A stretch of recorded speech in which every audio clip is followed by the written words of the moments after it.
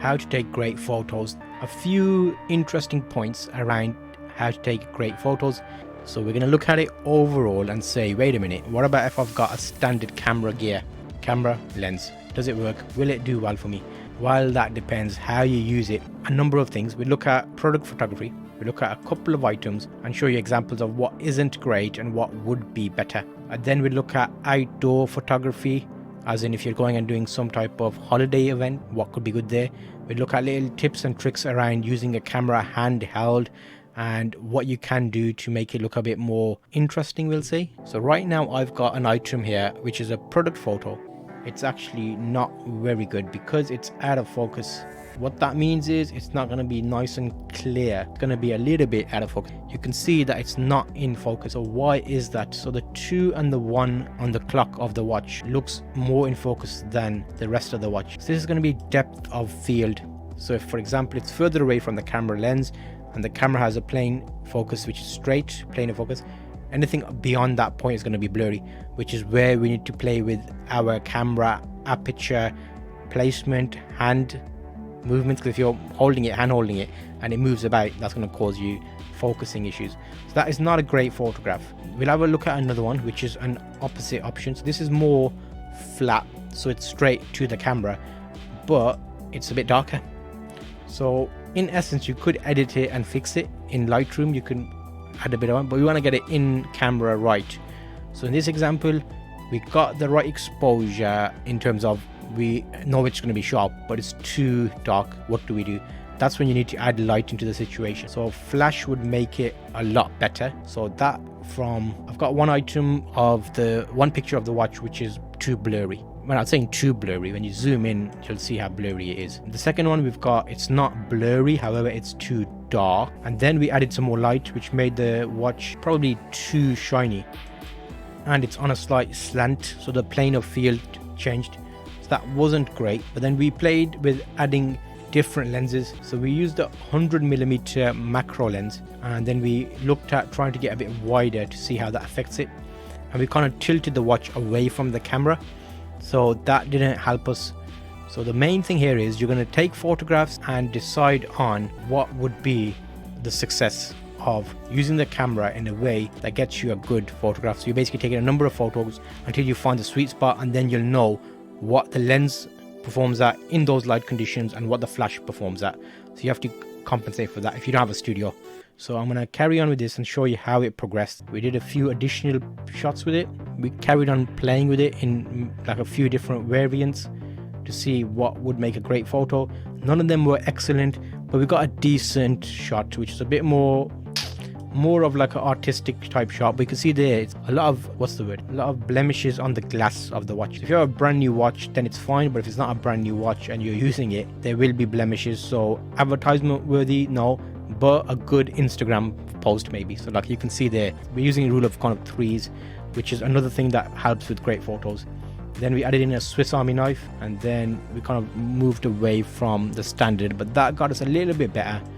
But the amount of bouncing we had to do, because the watch was a chrome watch, silver watch, there's like certain spots that weren't coming up nice. We had to put in fill lights to fill it in. So again, these are like just shots to give you an idea of product placement. So what makes a great photo?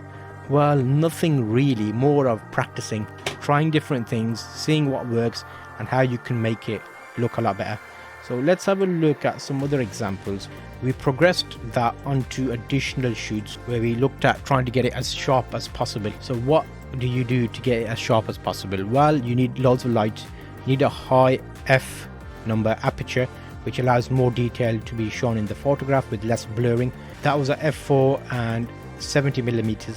We did a watch photograph which looked a little bit more interesting. We added some other elements in there, but then we looked at how the depth of field affects these as we move them. We looked at light and how it bounces off the watches, which kind of makes it interesting. So all of these little tips and tricks are getting loads of photographs with different fields. So I'm giving an example here as product items. So again, how to take great photos is going to be use the light in creative ways, bounce it off things, make the light source as big as possible, as well as play with the placement of the items. And then that will get you closer to getting a decent photo. What about if we're looking at like photos for portraits? I've got another item here, more of like a portrait type situation of a bag being held.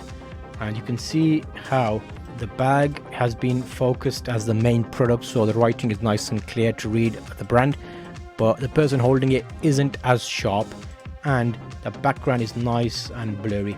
This is the raw file that I'm looking at, so nothing's been done to this. So you can see that there, it's got a nice vignette, green bush background with the person standing in front holding a bag. So that's like a more of a portrait option. How would you make that better? If it's a product, concentrate on the product. If it's not the product, concentrate on the eyes of the subject, and that will help you get a better photo and a sharper photo. So that's some techniques around shooting with people. Try to avoid harsh light. So if it's in a sunny location, you don't want that. Try and get to the shade. If it's shady, you can evenly expose. Let's see if it gets better. We've got another one there, another one there, and then we've got a few other items which were again concentrating on the bag and not the person as much. So you'll see how that kind of makes it a bit more advert type shooting. Okay, so if I was holding a full-on case, I was holding a Pelican case there, and you can see all the writing is readable on there. It's nice and sharp, and the person holding it behind is underexposed, but we could technically pull that back slightly in what's the word, exposure. How about if you got a dark subject, and I'm looking at a dog photograph here now. He's a dark dog on light background, so the detail is all there. However, what about if it's underexposed? See that? So that's not making a great photograph now. That's the opposite scale of things. We're basically saying that photo could be epic with a bit of adjustment. But let me show you a few more items. That's a bit blurry because he was moving while the photo was taken. So in theory there, the shutter speed needed to be higher, so then it would not be blurry. So that would have made a great shot. Higher shutter speed. That there, still not pin sharp. You can see his eye. Let's find an example of a nice pin sharp photograph, probably here. So you can see that there. That's like getting closer to the look we want. But remember, because it's darker, the background slightly overexposed, so it's more bright than we would like it to be. I have got a few more here. So what makes a great photo? It's all objectional. What is great is the question. That looks like more of an Instagram mobile phone shot with a Sophia type effect, but that's the sun. There, nice side profile, and looking away, looking there. Oh, there, that's a nice one. So that's like fully sharp to the point where you can see on his nose he had a bit of white fluff. So that's a lot better. So what makes a great photo? If it's a pet photo, basically exposing him correctly helps a lot. So that gives you an idea, but as you progress you can see that is nice. Now you can see the sharpness in his eyes, in his teeth, and it kind of gives you an idea of how he's got like the Batman symbol on the front as well. Batman. There you go. That's the shots, the money shots there. Nicely relaxed, chilling, playing some b-ball.